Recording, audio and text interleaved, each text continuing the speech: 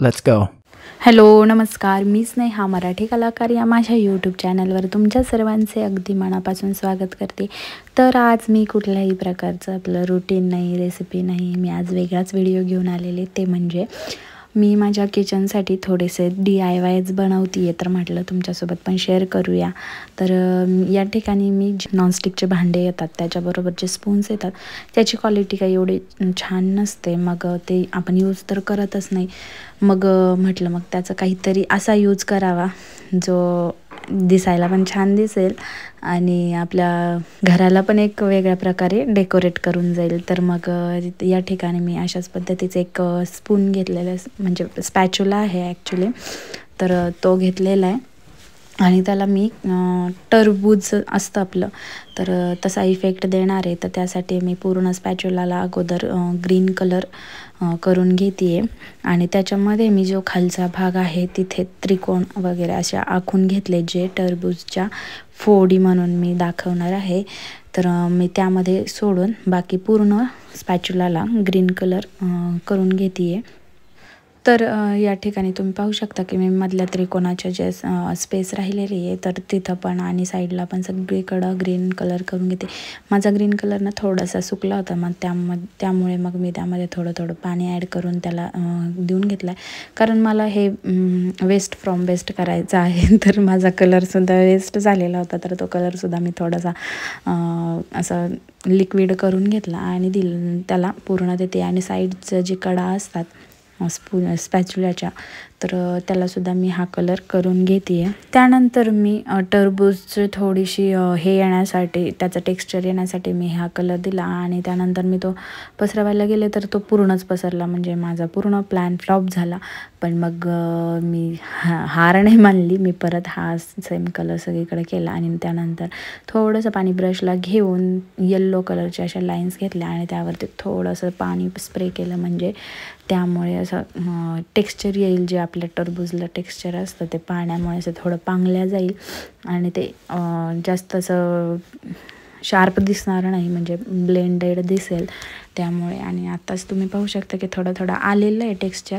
आणि त्यानंतर मग मी आता हे जे त्रिकोण मी बनवले होते मधले, तर त्यालासुद्धा पूर्ण रेड कलर करून घेते आहे. तर पाणी मी यूज केल्यामुळे तुम्ही पाहू शकता की तिथं ते रेड कलर थोडासा असा पांगला गेला आहे.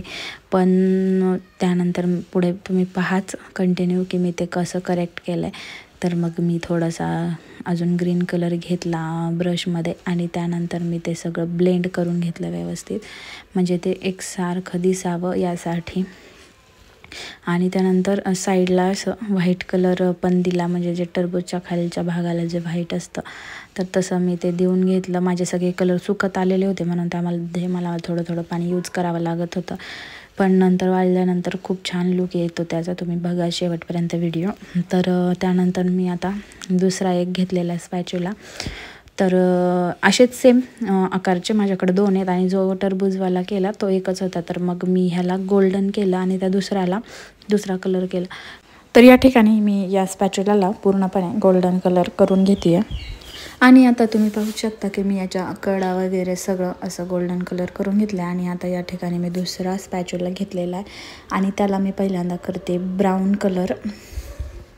आणि मला त्या ब्राऊन कलरची शेड आवडली नाही, म्हणून मग मी म्हटलं त्याच्यावरती थोडासा असं वुडन लुक देण्यासाठी येल्लो कलर करावा.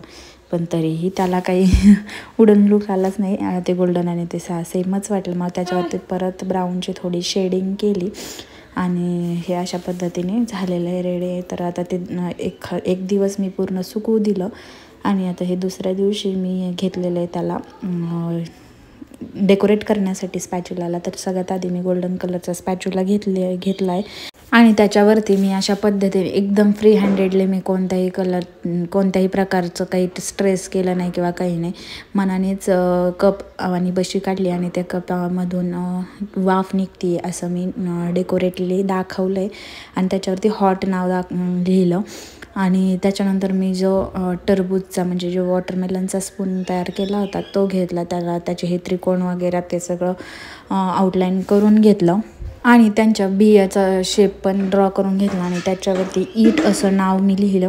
मी तिन्ही स्पूनवर थोडे असे नावं लिहिलेले आहेत. तर आता तिसऱ्या स्पूनचं तुम्हाला पुढे दिसेलच.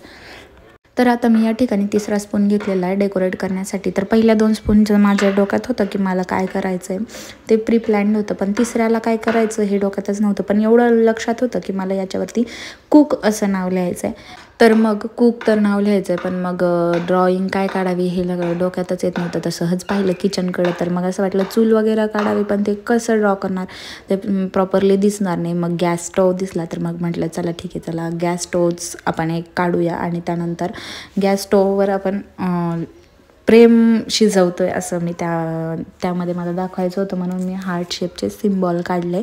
आणि आता या ठिकाणी मी 3ही स्पून माझे रेडी केलेले. तर कसं वाटतंय, तुम्हाला आवडलं असेल तर नक्की लाईक करा, शेअर करा आणि मला कमेंट बॉक्समध्ये सांगा की माझा आजचे DIY कसे झालेत. आणि हे अशा पद्धतीने मी दरवाजावरती किचनच्या डोअरवरती हँग केले. तर मी किचन टूर देण्याचा पण विचार करते. तर तुम्हाला आवडेल का माझा किचन टूर पाहायला? तर आवडणार असेल तर मला कमेंट बॉक्समध्ये नक्की सांगा. तर पुन्हा भेटूया अशा छानशा आणि नवनवीन व्हिडिओसोबत. तोपर्यंत बाय बाय. व्हिडिओ शेवटपर्यंत पाहिल्याबद्दल धन्यवाद.